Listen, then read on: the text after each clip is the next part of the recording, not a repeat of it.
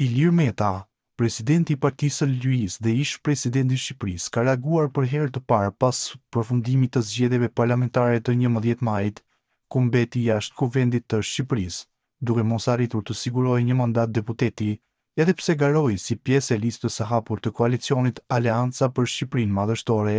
që drejtohej nga Partia Demokratike nga Sali Berisha. Nga Shelia ku ndodhet i burgosur, Meta ka falendëruar publikisht rreth 8.000 qytetarët që e votuan për të, duke i cilësuar ata si heronj.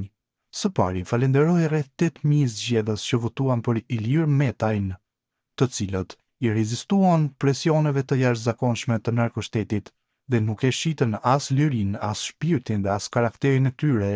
përballë një makinerie kriminale shtetërore që cënoi rënd standardet e zgjedhjeve, demokracinë dhe shtetin e së drejtës në themel të tij. Për mua ata nuk janë votues, por heronj, dhe do të gëzojnë për jetë të gjithë mirënjohjen time të pakufishme, shkrua Meta. Në vijim të deklaratës së tij, Meta i është përgjigjur edhe zërave që kanë sugjeruar dorëheqjen e kandidatëve fitues të Partisë së Lirisë në qarkun e Tiranës,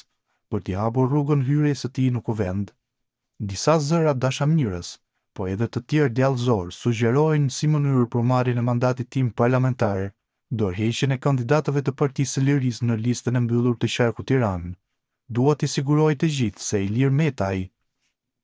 që nga viti 2008 që kur u bën ndryshimet e mbrapshta kushtetuese,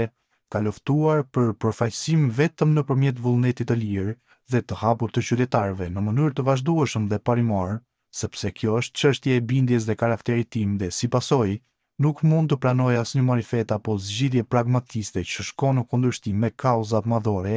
për të cilat unë kam luftuar dhe do të luftoj. Ai ka vlerësuar gjithashtu përkushtimin e bashkëpunëtorëve të tij. Dëshiroj të falenderoj dhe vlerësoj Tedi Blushin dhe kolegët e tjerë në Partinë e Lirisë, të cilët luftuan me përkushtim në këtë fushatë të përbashkët përballë narkoshtetit dhe makinerisë së tij zgjedhore kriminale, pabesive dhe thikave pas shpina, ka thënë Meta nga burgu.